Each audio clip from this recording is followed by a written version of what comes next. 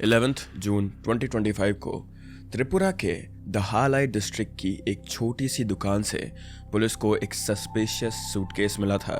सबसे वियर्ड बात यह थी कि यह सूटकेस आइसक्रीम फ्रीजर के अंदर रखा गया था, लेकिन इस न्यूज से भी ज्यादा हॉरिफाइंग चीज उस सूटकेस के अंदर थी। जब पुलिस ने उसे खोला तो उसके अंदर पुलिस वालों को एक लाश मिली और उस लाश को देखकर ये क्लियरली समझ आ रहा था कि इस इंसान को बहुत ही ज्यादा रूथलेसली मारा गया था। लेकिन यहाँ पे मेन सवाल ये था कि आखिर ये लाश है किसकी।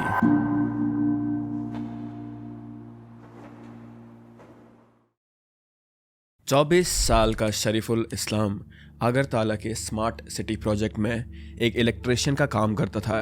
उसके परिवार में उसके माँ बाप और एक छोटा भाई था। उसके दोनों पेरेंट्स की तबीयत अक्सर खराब रहती थी, इसीलिए घर की सारी जिम्मेदारियां शरीफुल के ऊपर ही थी। वो ना ही सिर्फ अपना घर संभालता था बल्कि अपने छोटे भाई की देखभाल भी बहुत ही ज्यादा खुशी खुशी करता था। अपने हार्ड वर्किंग और फ्रेंडली नेचर की वजह से शरीफुल सिर्फ अपने वर्क प्लेस में नहीं बल्कि अपने रेजिडेंशियल एरिया में भी काफी ज्यादा पसंद था लोगों को। वो हमेशा हर आदमी से मुस्कुरा के बात करता था और वो सभी की रिस्पेक्ट करता था और लोग उसकी भी रिस्पेक्ट करते थे। घर और ऑफिस की जिम्मेदारियों के बीच उसकी एक लव लाइफ भी थी, लेकिन कुछ समय से शरीफुल और उसकी गर्लफ्रेंड के बीच फ्रीक्वेंटली झगड़े होने लगे थे और आखिरकार दोनों का ब्रेकअप हो गया था इन द एंड। ब्रेकअप के बाद शरीफुल की लाइफ में तो कोई भी नहीं आया because he was surrounded by a lot of responsibilities. लेकिन उसकी एक्स गर्लफ्रेंड की लाइफ में एक इंसान आया था जिसका नाम था दिबाकर शाह। दिबाकर एक डॉक्टर था जिसने बांग्लादेश से अपनी MBBS की डिग्री कंप्लीट की थी और वो अगरतला में ही अपने रिलेटिव्स के घर में रहा करता था। वो शरीफुल की एक्स गर्लफ्रेंड को काफ़ी पहले से जानता था और वो उससे प्यार भी करता था, बट क्योंकि वो लड़की शरीफुल के साथ रिलेशनशिप में थी तो दिबाकर ने कभी अपनी फीलिंग्स उसे कन्फेस नहीं की थी। वो बस इस चीज़ का इंतजार करता रहता था कि कब शरीफुल और उसकी गर्लफ्रेंड का एक्स गर्लफ्रेंड का रिलेशनशिप खत्म हो। और जैसे ही उन दोनों का ब्रेकअप हुआ दिबाकर ने इस मौके का पूरा फायदा उठाया और कुछ ही वक्त में शरीफुल की एक्स गर्लफ्रेंड और दिबाकर का अफेयर शुरू हो गया था। लेकिन इस रिलेशनशिप में एक बहुत बड़ी प्रॉब्लम थी।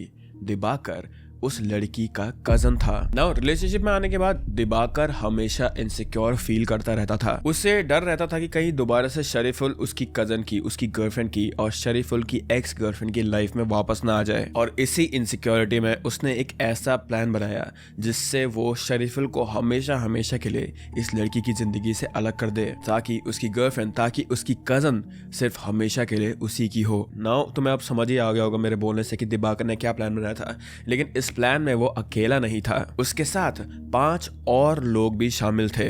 दिबाकर अपने कजन के थ्रू शरीफुल को पहले से जानता था, लेकिन अब उसने जानबूझकर शरीफुल से और ज्यादा जान पहचान बढ़ा दी थी। उससे दोस्ती की ताकि वो उसका भरोसा जीत सके और फिर धीरे धीरे उसने अपना असली प्लान एग्जीक्यूट करना शुरू कर दिया था। 8 जून 2025 रात 9:30 बजे दिबाकर ने शरीफुल को एक गिफ्ट देने के बहाने अपने दोस्त जॉयदीप दास के घर बुलाया। शरीफुल ने अपना ऑफिस का काम खत्म किया और बिना किसी शक के जॉयदीप के घर चले गया था वो। और सैडली उसे ये चीज़ पता नहीं थी कि वहाँ उसे गिफ्ट देने के लिए नहीं या फिर उसके साथ पार्टी करने के लिए नहीं बल्कि उससे रिवेंज करने के लिए उसे बुलाया जा रहा है। जॉयदीप का घर सिटी के आउटस्कर्ट्स में था जो कि दिबाकर के प्लान के लिए एकदम परफेक्ट जगह थी। शरीफुल जैसे ही वहां पहुंचा अलेजिडली दिबाकर ने तुरंत शरीफुल का गला दबाना शुरू कर दिया था। यह अटैक इतना सडन और अनएक्सपेक्टेड था कि शरीफुल को समझ ही नहीं आया कुछ। वो स्ट्रगल करता रहा लेकिन ज्यादा देर तक फाइट नहीं कर पाया। वो स्लोली उसकी आंखों के सामने सब धुंधला होने लगा था और कुछ ही देर में उसकी सांसें रुक गई थी। लेकिन दिबाकर यहाँ तक नहीं रुका।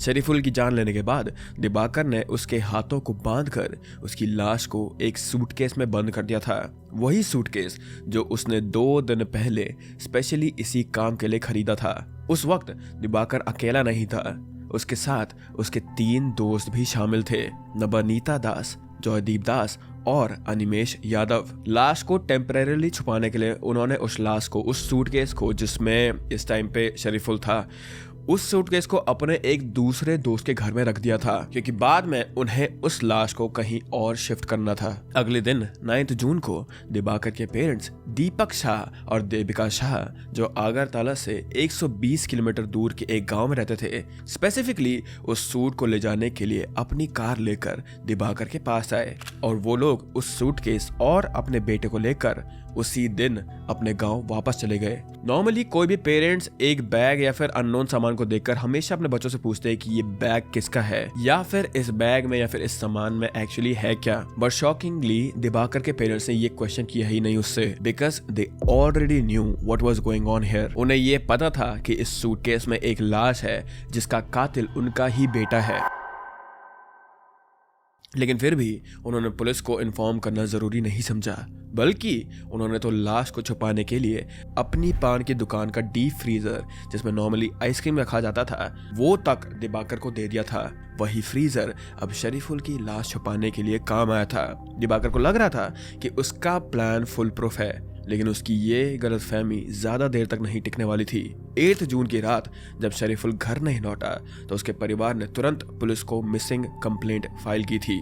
दे वर सो कंसर्न फॉर हिम कि उनसे अब रहा नहीं गया था। उनका डर ये था कि कहीं शरीफुल को किडनैप ना कर दिया हो किसी ने, क्योंकि वो कभी भी बिना बताए ऐसे गायब नहीं रहता था और अब उसका इस तरह से अचानक से चले जाना इतने दिनों के लिए was very unusual for his family. Investigation के दौरान पुलिस ने शरीफुल के फोन रिकॉर्ड्स और उसकी लास्ट नोन लोकेशन के आसपास के सीसीटीवी फुटेजेस को चेक किया। इन्वेस्टिगेशन में एक नाम बार बार सामने आने लगा, डॉक्टर दिबाकर शाह। पुलिस ने उसे इंटरोगेट किया और जो दिबाकर प्लान के वक्त इतना कॉन्फिडेंट था, वो पुलिस की सख्ती देखकर डर गया था। उसने इंटेरोगेशन की शुरुआत में ही कन्फेस कर दिया था कि उसने क्या क्या करा है। 11 जून को दिबाकर की कन्फेशन से पुलिस ने शरीफुल की लाश रिकवर की। जब पुलिस ने दिबाकर और उसके कजन के मोबाइल फोन्स चेक किए तो उन्हें उनके मैसेजेस में लव ट्रायंगल का पूरा सच समझ आया, जिसमें शरीफुल की मौत का असली मोटिव जेलसी और इनसिक्योरिटी था। त्रिपुरा के लोगों ने उसे जस्टिस मिलने के लिए प्रोटेस्ट भी किया था। पुलिस ने दिबाकर, उसके 3 दोस्त, उसके पेरेंट्स सबको अरेस्ट कर लिया था एंड अभी सब जुडिशियल कस्टडी में है। शरीफुल के पेरेंट्स और उसका छोटा भाई जो उस पे कंप्लीटली इमोशनली और फाइनेंशियली भी डिपेंडेंट थे, अब वो पूरी तरीके से टूट चुके हैं। उन्होंने अपना बेटा, अपना बड़ा भाई और अपने घर का इकलौता सहारा खो दिया है इस पॉइंट पर, वो भी बिना किसी गलती के।